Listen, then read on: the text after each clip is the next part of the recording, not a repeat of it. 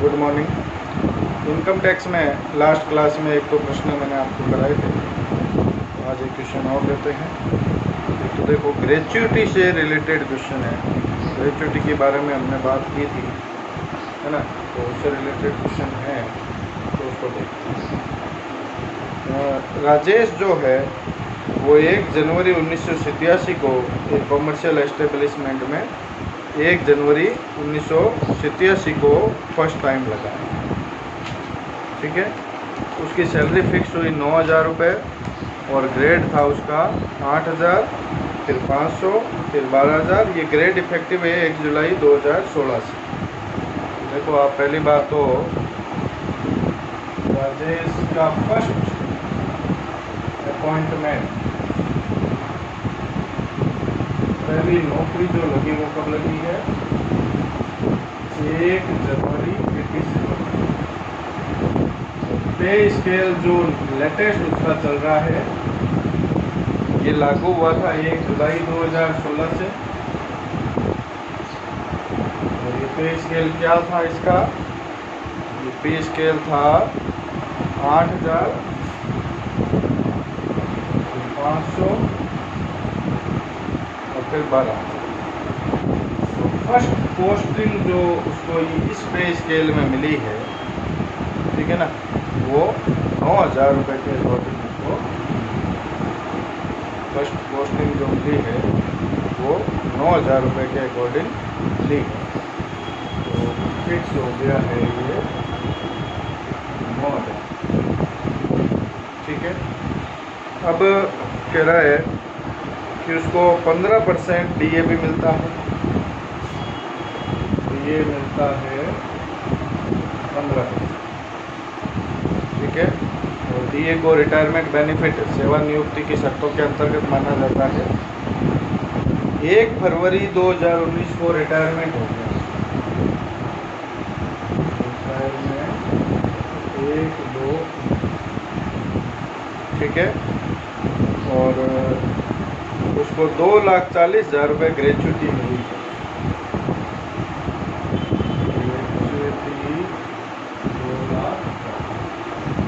ये क्वेश्चन है आपके पास में, और कह रहा है आपको ग्रेच्युटी की टैक्सेबल अमाउंट कैलकुलेट करनी है।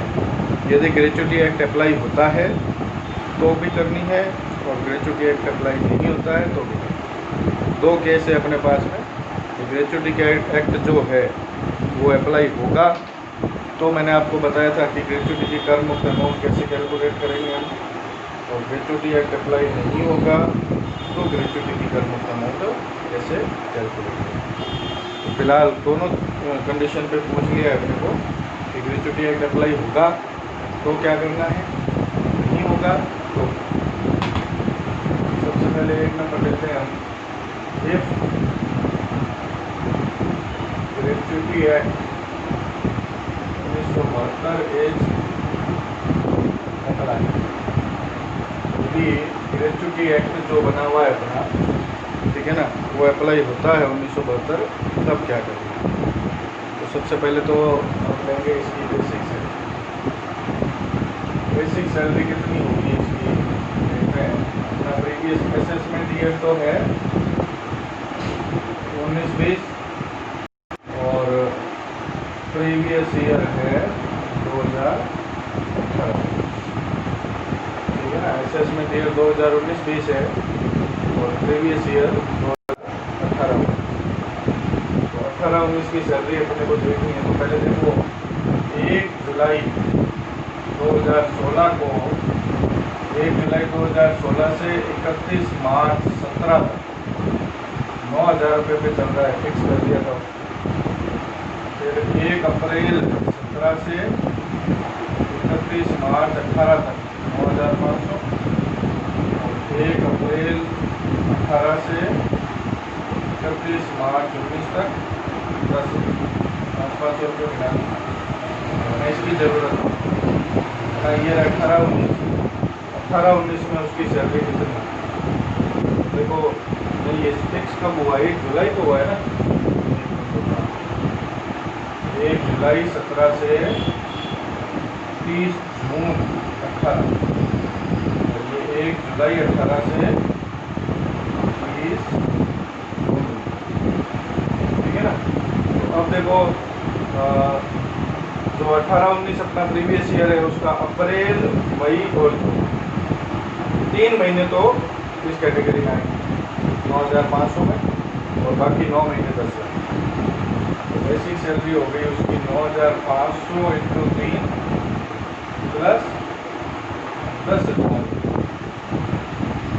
समझिए बात को। तो आप 18-19 ले रहे हो, 18-19 मतलब 1 अप्रैल 18 से स्टार्ट।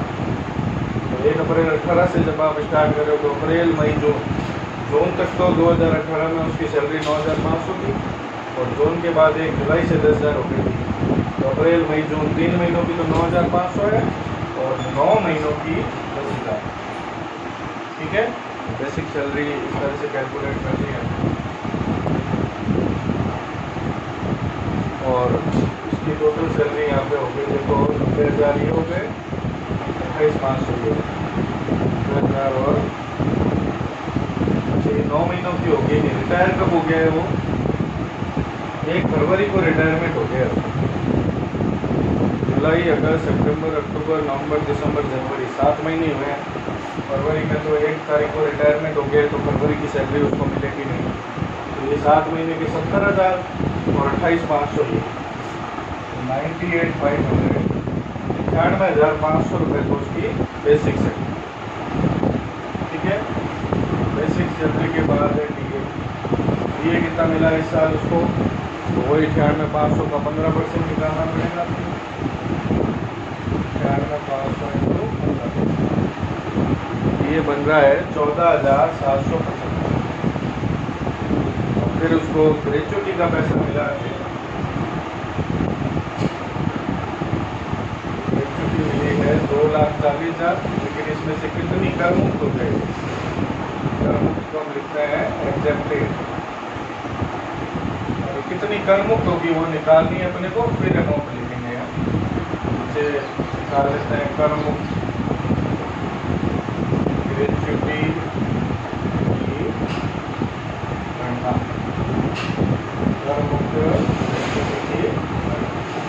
कर मुक्त ग्रेचुटी की गणना यदि अपने को करनी है और ग्रेचुटी एक्ट अप्लाई हो रहा है, तो आपको 3 चीज़ें बताई थी मैंने आपको, 3 पॉइंट इसमें।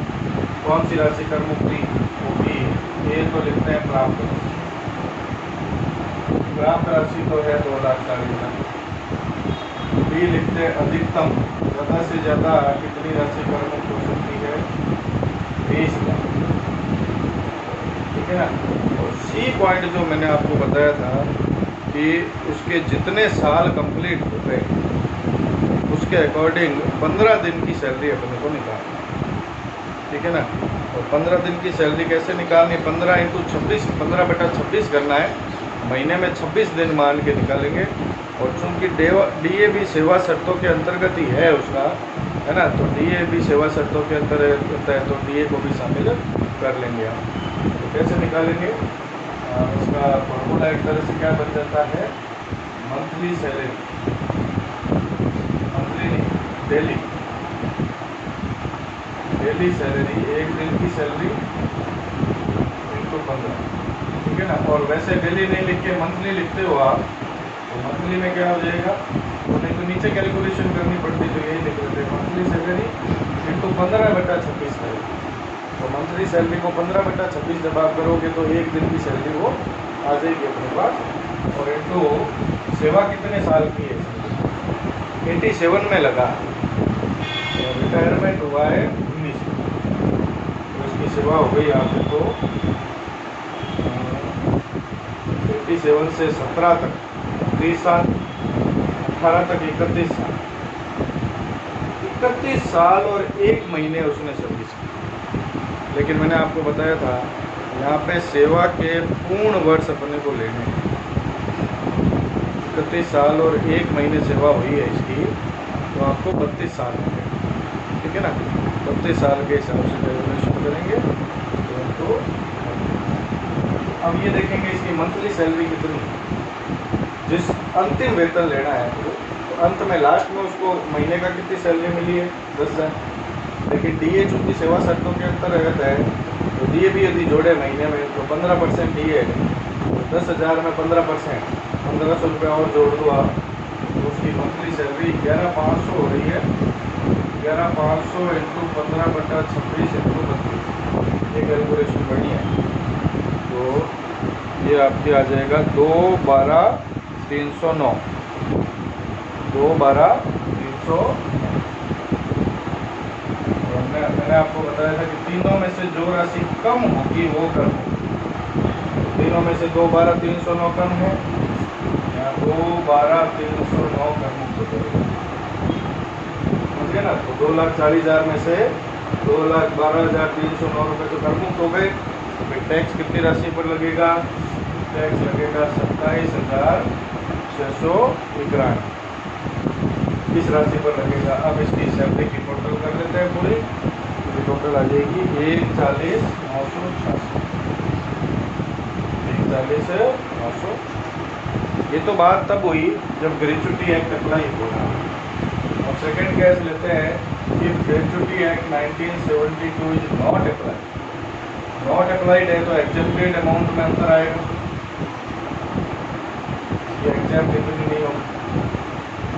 बेसिक सैलरी तो सेम ही रहनी है, ये भी सेम ही रहना है, लेकिन एग्जेम्प्टेड अमाउंट जो कैलकुलेट करनी है उसके लिए आपको 3 पॉइंट बताएंगे। कर मुक्त राशि, कितनी राशि कर मुक्त होती है निकालनी है। पहली वही प्राप्त राशि, प्राप्त राशि तो अपनी 2,40,000। यदि अधिकतम कोई 20 लाख रुपये।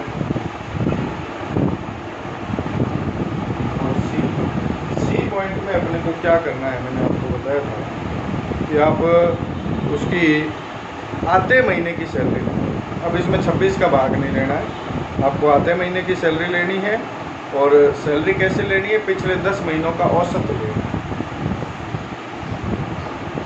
एवरेज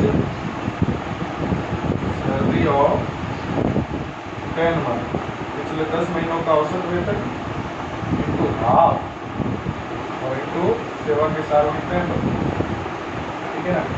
10 महीनों की सैलरी कितनी है? देखो 7 महीने ये, 3 महीने ये, 10 महीनों की है 98,500 तो ये है, और 14,775 रुपये डीए है। तो डीए भी साथ में जोड़ना है आपको, तो डीए साथ में जोड़ना है। 98,500 और 14,775 दोनों को जोड़ के और अपने को 10 का भाग,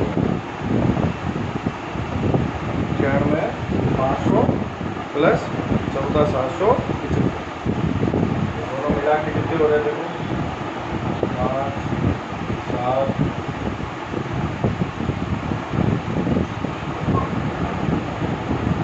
1,13,275 रुपये हो रहे हैं। इसको 10 से भाग लगाएंगे, ये औसत वेतन आ जाएगा 1 महीने। पिछले 10 महीनों का औसत वेतन निकालना है, 10 महीनों का लेके 10 का भाग लगा दिया तो औसत वेतन हो गया इंटू हाफ और इंटू 25। ये कैलकुलेशन आ जाएगी अपने पास में 1,81,240, 1,81,240। तो आपको करमुक्त राशि जो करनी है वो 1,81,240 ही करनी है। तो आप ग्रेच्युटी की राशि में से करमुक्त राशि घटा दो 1,81,240, बाकी राशि पे कैसे बच जाएगा। तो बाकी राशि इसकी बच रही है 58,760। आप तीनों की टोटल कर लेंगे तो टोटल सैलरी आ जाएगी उसकी 1,72,000। तो दोनों तरह से हमने कैलकुलेट कर लिया है। यदि ग्रेच्युटी एक्ट 1972 अप्लाई होता है तब आपको छूट कितनी मिलेगी वो पहले निकाली थी हमने, और यदि ग्रेच्युटी एक्ट 1972 अप्लाई नहीं होता है तब अपने को छूट कितनी मिलेगी वो अभी हमने कैलकुलेट किया है। तो मेन सारा खेल यहाँ पे इन पॉइंट्स का है। पॉइंट्स को अच्छी तरह से ध्यान में रखो कि कौन सी कंडीशन में कब अपने को कितनी छूट लेनी है, प्लस सैलरी कैसे निकालनी है। जैसे ग्रेच्युटी एक्ट अप्लाई जब हो रहा था तब हमने अंतिम महीने का वेतन लिया था और उसको 15/26 से गुणा किया, और जब अप्लाई नहीं हो रहा है तो अंतिम महीनों का नहीं लेना है वेतन, पिछले पिछले 10 महीनों का औसत लेना है और उसका सीधा आधा निकालना है, 15/26 नहीं करना है। तो ये सब चीज़ें ध्यान रखनी पड़ेगी, जितने नियम हैं वो आपको ध्यान में रखना है। ठीक है, नेक्स्ट क्लास में और क्वेश्चन देखेंगे।